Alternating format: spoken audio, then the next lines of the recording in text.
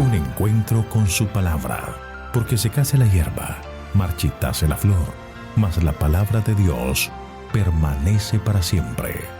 Con ustedes, el doctor José Ricardo Arias Quintero.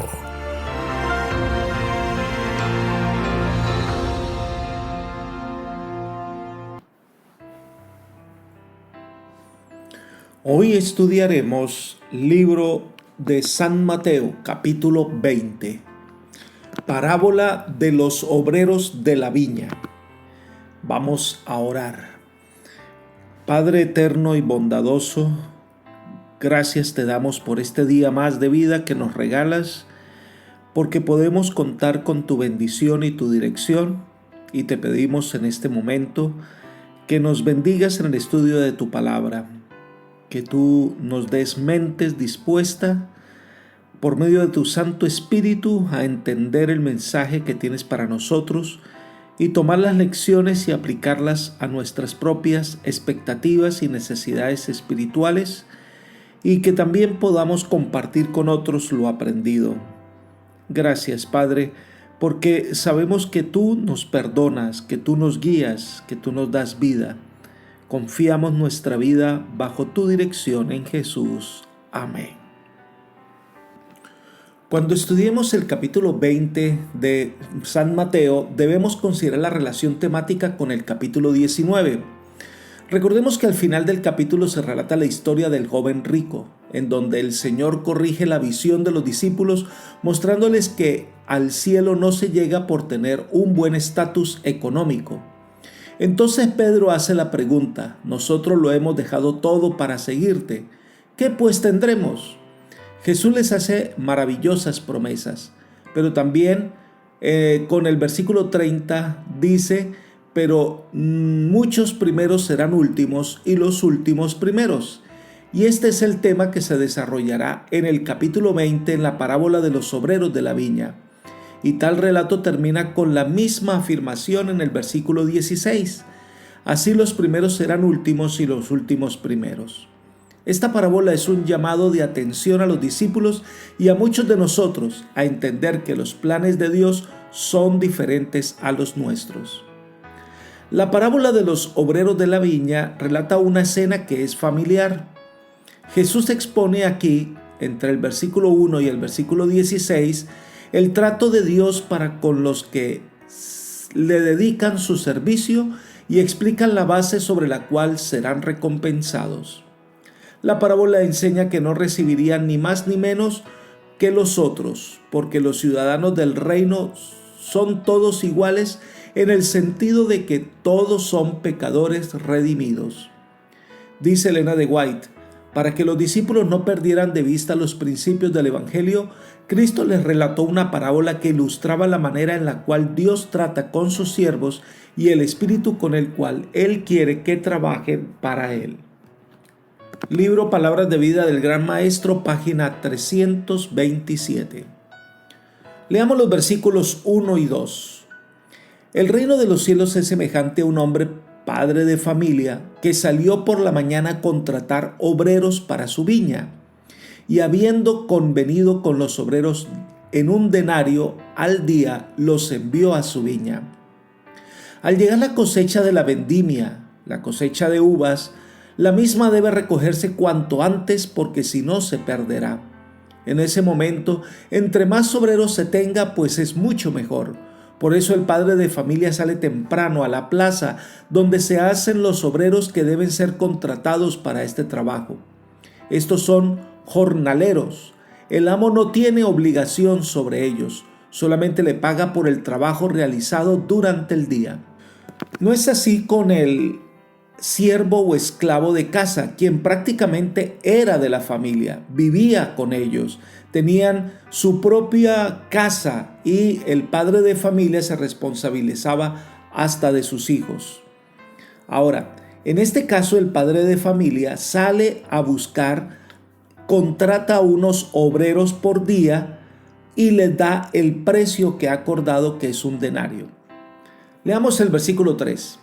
Saliendo cerca de la hora tercera del día, vio a otros que estaban en la plaza desocupados y les dijo: y también vosotros a mi viña, y os daré lo que sea justo.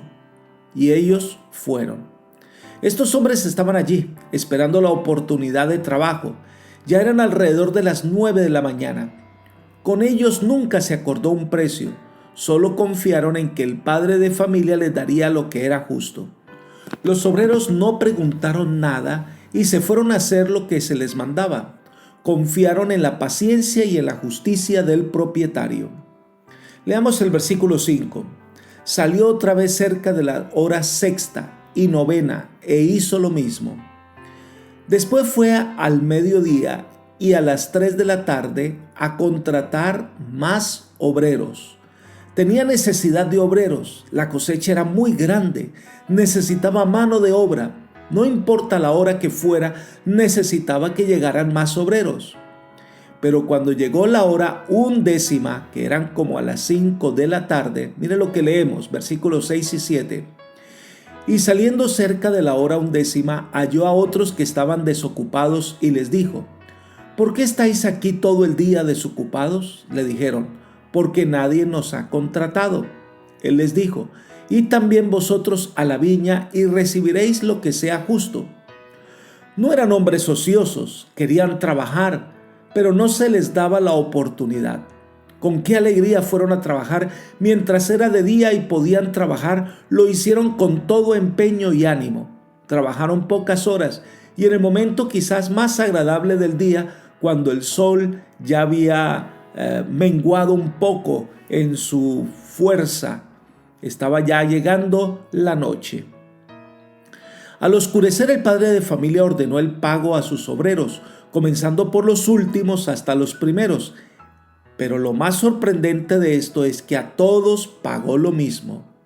Los que vinieron primero se quejaron porque los últimos recibieron lo mismo que era de ellos. Leamos los versículos 11 al 13. Y al recibirlo murmuraban contra el padre de familia diciendo: estos últimos han trabajado una sola hora y los has tratado igual que a nosotros, que hemos soportado la carga y el calor del día. Él respondiendo, dijo a uno de ellos: amigo, no te hago ninguna injusticia. ¿No conveniste conmigo en un denario? El padre de familia le dijo que les había pagado lo acordado y que él haría con su dinero lo que quisiera. Versículo 15. ¿O tienes envidia porque yo soy bueno? Ese era el motivo principal que había motivado esta protesta. Esta parábola nos dice que en el reino de Dios las cosas son totalmente diferentes. La medida del Señor es diferente a la medida de los hombres. Elena de White comenta: el trato del jefe de la casa con los obreros de su viña representa la forma en que Dios se relaciona con la familia humana. Dicho trato es contrario a las costumbres que prevalecen entre los hombres. En los negocios mundanales se otorga la compensación de acuerdo con la obra realizada. El obrero espera que se le pague únicamente lo que gana. Pero en la parábola, Cristo estaba ilustrando los principios de su reino, un reino que no es de este mundo. Él no se rige por una norma humana. Libro Palabras de Vida del Gran Maestro, página 327. En el reino de Dios no importa quién llegue primero o quién llegue después, todos reciben la misma recompensa. En las labores del mundo, el que más tiempo tiene trabajando, más paga recibe. El que llega a trabajar poco tiempo, poco recibe. Pero este no es la medida del reino de Dios. Algunas veces creemos que porque tenemos más tiempo en la iglesia, más tiempo trabajando para Dios, merecemos un trato preferencial a los que recién llegaron. Hay personas que creen que porque llegaron primero a la iglesia y lucharon por levantarla y participaron activamente en la construcción del templo, se creen con más autoridad que otros y hasta llegan a creerse los dueños de la iglesia. Tengamos cuidado porque cuando trabajamos lo hacemos para el Señor, lo hacemos con gozo para el Señor, no para ganar un estatus. Miren el siguiente comentario. Los primeros trabajadores de la parábola representan a aquellos que, a causa de sus servicios, exigen que se los prefiera sobre los demás. Realizan su obra con espíritu de congratulación propia y no ponen en ella abnegación y sacrificio. Pueden haber profesado servir a Dios durante toda su vida. Pueden haber sido delanteros en soportar duros trabajos, privaciones y pruebas, y por lo tanto se creen merecedores de una gran recompensa. Piensan más en el pago que en el privilegio de ser siervos de Cristo. Según ellos, sus labores y sacrificios los hacen acreedores a un honor mayor que los demás, y debido a que esta pretensión no es reconocida, se ofenden. Si pusieran en su trabajo un espíritu amante y confiado, continuarían siendo los primeros, pero su disposición a quejarse y protestar es contraria al espíritu de Cristo y demuestra que ellos son indignos de confianza.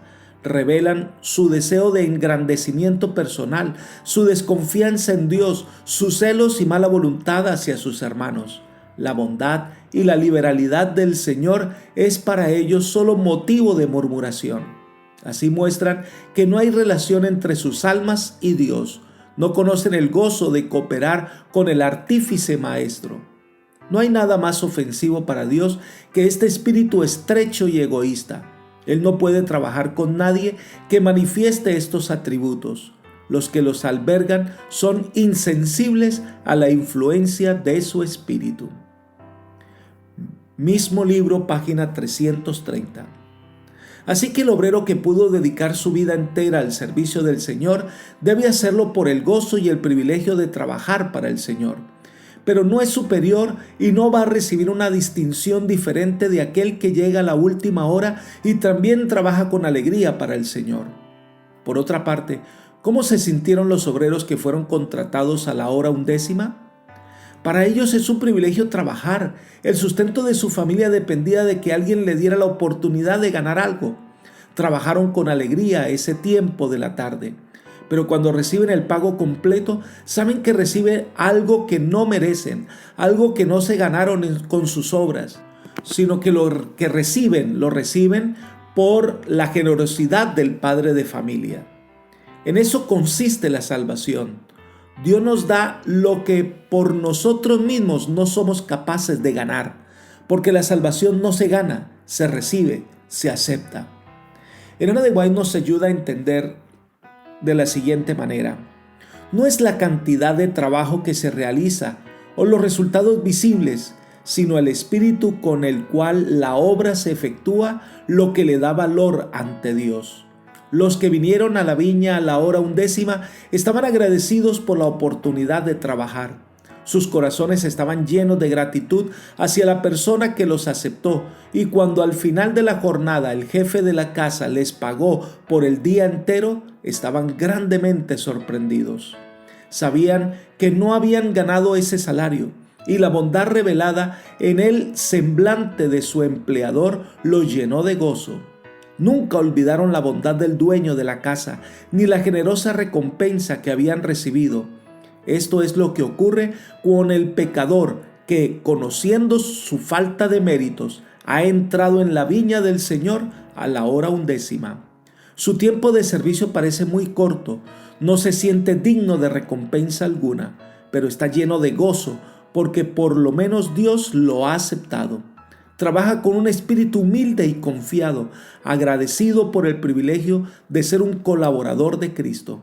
Dios se deleita en honrar ese espíritu. Mismo libro, página 328. Por eso el Señor Jesús concluye: así, los primeros serán últimos y los últimos primeros, porque muchos son llamados, pero pocos escogidos. Los discípulos deben cuidarse de creer que por ser los primeros en seguir a Jesús tendrán una recompensa mayor que aquel humilde hombre que ha buscado de corazón al Señor.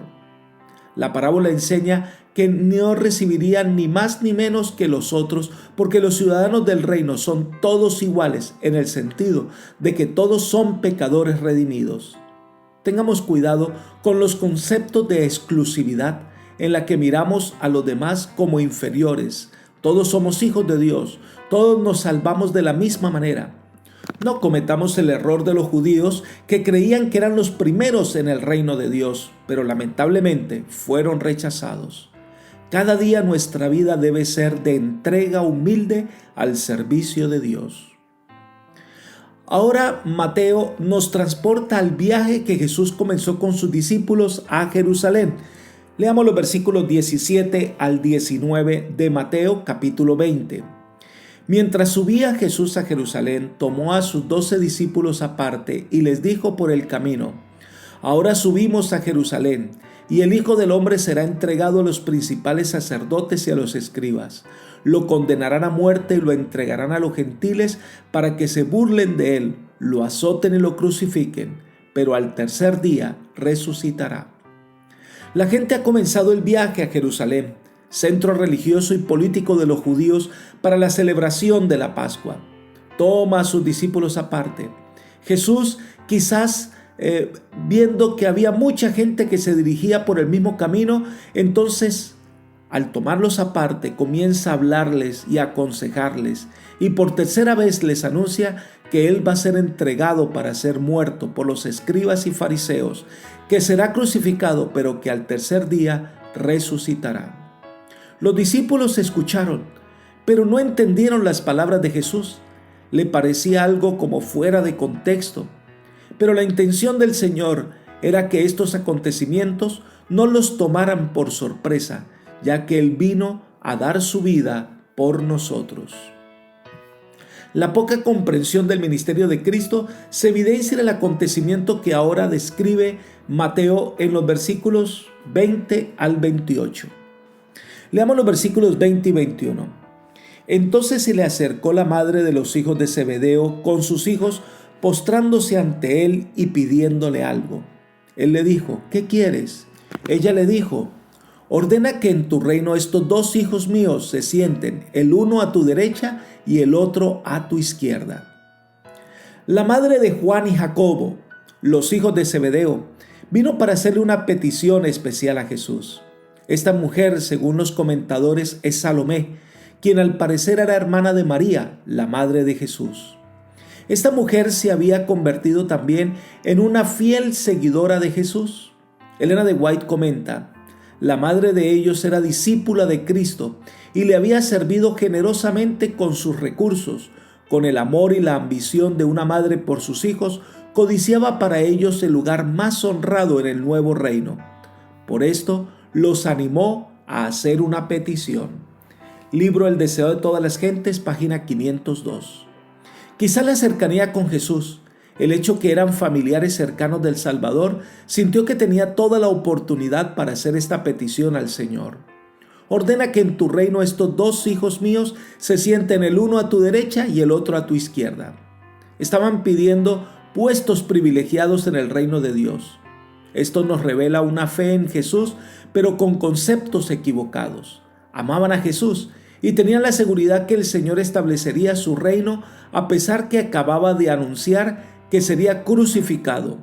El Señor no los recrimina, no les llama la atención, los trata con paciencia y amor, hasta que ellos entiendan lo que están pidiendo. Entonces Jesús les da una respuesta interesante. Versículo 22. ¿No sabéis lo que pedís? ¿Podréis beber del vaso que yo he de beber y ser bautizado con el bautismo con que yo soy bautizado? Ellos le respondieron: podemos. ¿Cuál es la copa? Jesús estaba a punto de beber la copa en el Getsemaní. Es la copa de la prueba y del sufrimiento. Así como el vaso representa sufrimiento de Jesús, el bautismo representa su muerte. Los discípulos respondieron prestamente: sí podemos. Pensaban que era un privilegio y un honor demostrar lealtad al Señor, compartiendo todo lo que aconteciera al Señor. Leamos el versículo 23. A la verdad de mi vaso beberéis, y con el bautismo con que yo soy bautizado seréis bautizados. Pero el sentaros a mi derecha y a mi izquierda no es mío darlo, sino a aquellos para quienes está preparado por mi Padre. Y así aconteció. En estos 2 discípulos se evidencia la lucha del cristiano. Jacobo fue el primero de los discípulos en ser muerto por los enemigos de la verdad. Juan tuvo que padecer persecución, destierro, aunque fue fiel hasta la muerte. Pero en el reino de los cielos no se conceden puestos debido a la influencia ni al favoritismo. Tampoco se los puede ganar. El lugar en el cielo se otorga exclusivamente por los méritos de Cristo y por la aceptación de los mismos, lo que hace que el hombre se prodigue en servicio para otros. Aquellos que han vencido serán invitados a sentarse con Cristo en su trono. Este acontecimiento trajo el desagrado de los otros discípulos. Los 10 sintieron que Jacobo y Juan estaban procurando aventajarlos, quizás por la posible relación entre los dos hermanos y Jesús. Pero el Señor aprovechó para darles una lección de liderazgo según los principios del reino de Dios. Versículos 24 al 28. Los gobernantes ejercen autoridad, se enseñorean sobre el pueblo. La autoridad terrenal funciona usando el poder. No puede ser de otro modo. Berkeley comenta: en el mundo, dijo Jesús, es totalmente cierto que los grandes hombres están en control de los demás. Son hombres a cuya voz de mando los otros tienen que obedecer. Hombres que con un mero gesto hacen que se les supla la más insignificante necesidad. En el mundo había un gobernador romano con su corte y un potentado oriental con sus esclavos. El mundo los consideraba grandes. Pero en el reino de Dios, cuanto más grande es la responsabilidad, más dispuesto a servir debe estar.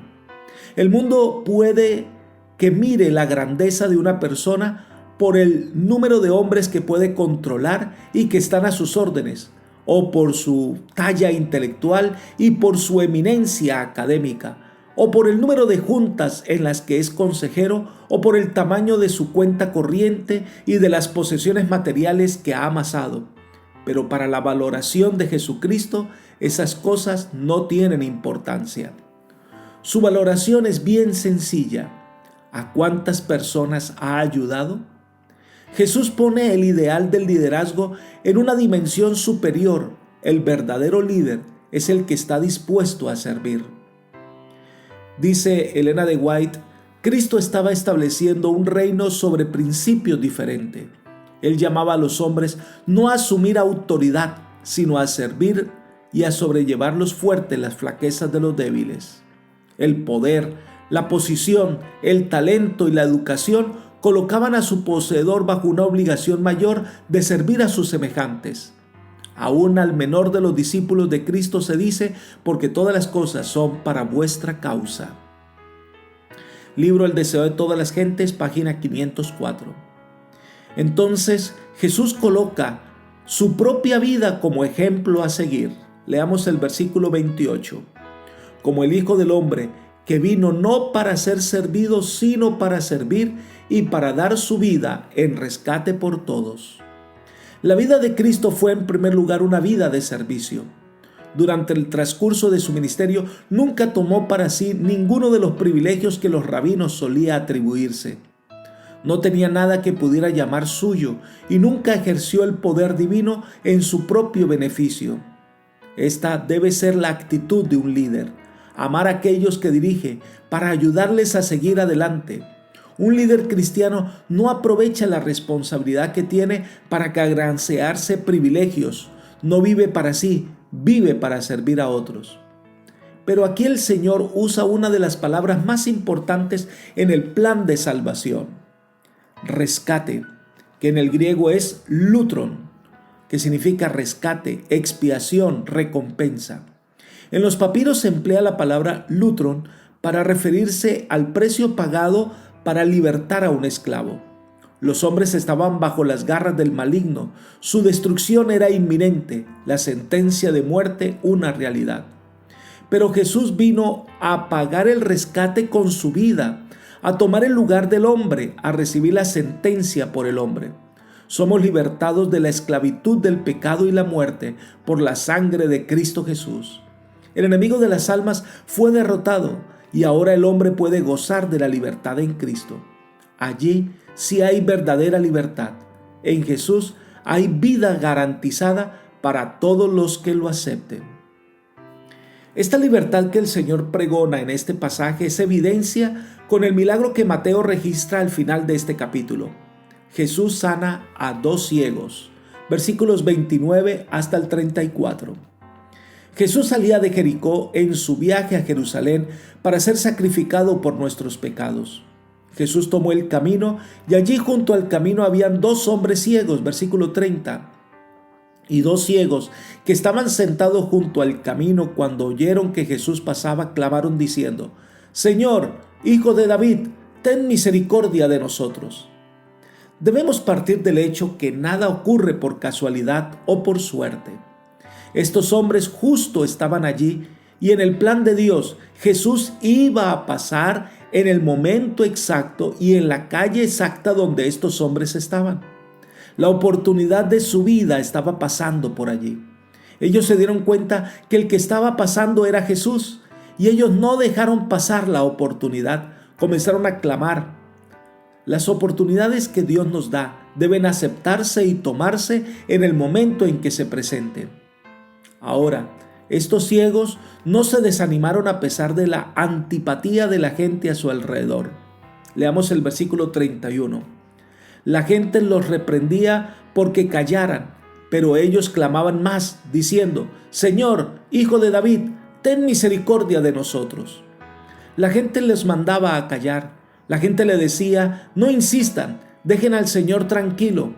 Pero es que ellos no estaban para hacerle caso a la gente, sino para entrevistarse con Jesús. No estaban para quedarse donde estaban, sino a avanzar más de lo que los otros le decían.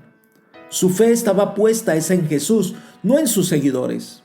Hay gente que usa la excusa de que algunos seguidores de Jesús hacen esto o lo otro, o hablan así o de esta otra manera y no se entregan a Jesús. Pero es que los seguidores de Jesús no lo van a sanar del pecado. El único que puede sanarlo es Jesús.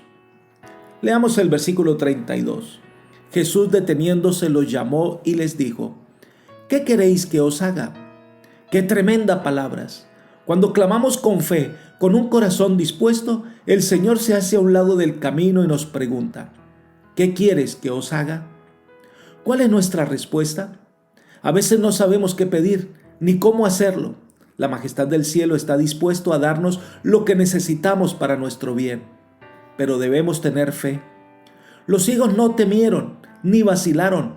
Era su oportunidad para ver, era su oportunidad para ser sanos.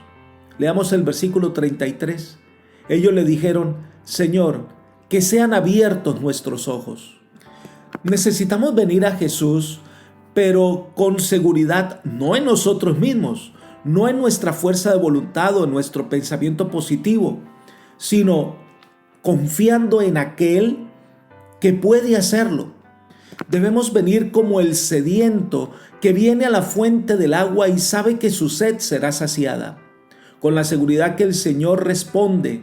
Y veamos las palabras cuidadosas que eligió Mateo para describir este milagro. Versículo 34. Entonces Jesús, sintiendo compasión, les tocó los ojos y enseguida recibieron la vista y lo siguieron. Miren ustedes, Mateo dice: Jesús sintió compasión. Él nos ve con ojos de amor, sabe de nuestros sufrimientos, le duele ver al hombre sumido en la enfermedad, todo por el pecado. Ese no era su plan para el hombre, ese no era lo que Dios quisiera para el hombre. Dios mismo desea salvarlos, les ama, siente compasión por ellos y los toca. Es el toque de su amor lo que trae sanidad a nuestra vida. Los ciegos ven y dejan sus pobres miserias y siguen a Jesús. Es en la vera del camino, es en la borda del camino donde Jesús sale a tu encuentro para salvarte y sanarte. Allí está la majestad del cielo, listo para darte el mayor milagro. Él pagó tu rescate, Él pagó el precio de tu salvación, Él pagó con su sangre tu redención. Hoy desea que el ciego vea, que los enfermos sean sanados, pero lo que espera de ti es que confíes en Él, que llegues a amarlo con todo el corazón. Allí está con las manos extendidas, lleno de compasión por ti para tocarte y sanarte. ¿Cuál es tu respuesta? Que hoy el Señor te conceda paz y guíe tu vida por caminos de justicia. Es mi oración por ti. Amén.